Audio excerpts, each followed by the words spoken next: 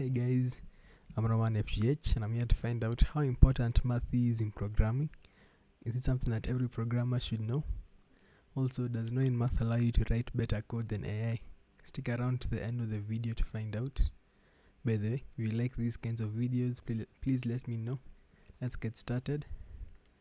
So to begin, I can give a summary of D7 part 1 where we're given as an input this diagram over here, which they're calling a tachyon manifold. What this diagram does is basically from this S position you have a beam that shoots down. If it meets a point like this, which are calling a splinter, the beam is split into two, one on the right and one on the left. And the solution for this puzzle is to get the number of times the beam is split. So I can move over to my Excalibur window over here where I have sort of explaining how we can view this problem. So the first thing we can do is we can think of this manifold of ours as a graph, and what a graph has is coordinates. There's a bunch of coordinates, so a bunch of y values and x values, and given a coordinate we can get what's at that position. For example, given the coordinate 7, 15, can get s in that position. So we can use graphs to sort of give a position and get back the item at that position. The other thing we can see is that these beams are straight vertical lines. You can see this one, for example, it's just a straight vertical line that goes down like this. We know from math that the equation of a straight vertical line is x is equals to some constant, this equation over here. For this line, for example, the equation would be x is equals to 7. The other thing we know about math is a point is on a line if the equation of that line is true for a given point. For example, it was given this line over here, which said is x is equals to 7. I know that the point 7, 1 is on that line because the x coordinate is 7, and I also know that the point 14, 3 is not on that line because the x coordinate is not 7.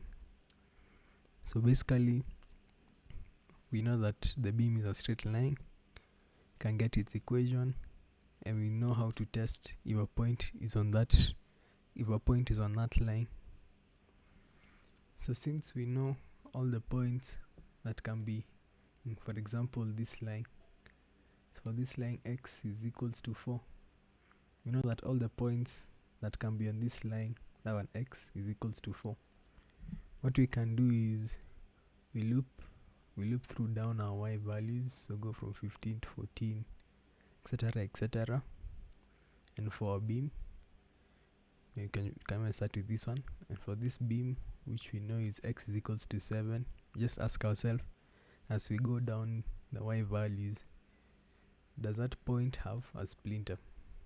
So for this case, this line which is x is equals to 7, we'd ask ourselves, is a point 13, 7 a splinter?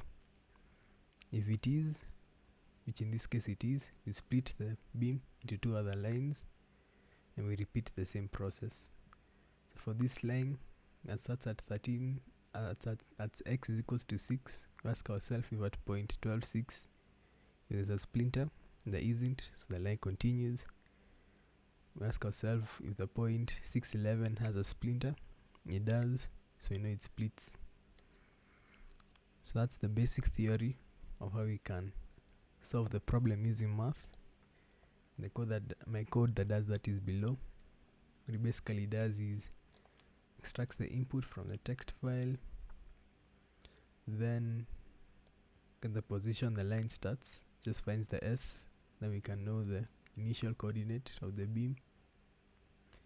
And this code down here, it goes down the y coordinates and says for this certain y coordinate is there a splinter that's on the path of a beam, and we store the coordinates of the beams in this set over here.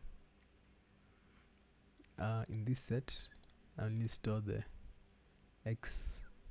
constant, the x value, which is 3. That's all I need to know to identify the line. And yeah, that's how you can solve this problem using math, using basically lines in math and graphs. So I asked Claude to also make an implementation of this, and it worked. And if I use at least speed as a reason, as something to determine if code is better or worse, the code that I came up with that used math was 2 times faster than Claude's. So using speed as a decision, you can see that having math knowledge allows you to write better code. So yeah, that's the end of the video. If you think there's a better way to solve the puzzle, share it below in the comments. If you like the video, make sure to hit the like button and share it with your friends. Next video will be going through day 7 part 2. So if you don't want to miss that, make sure to hit the subscribe button and the notification bell. Thank you.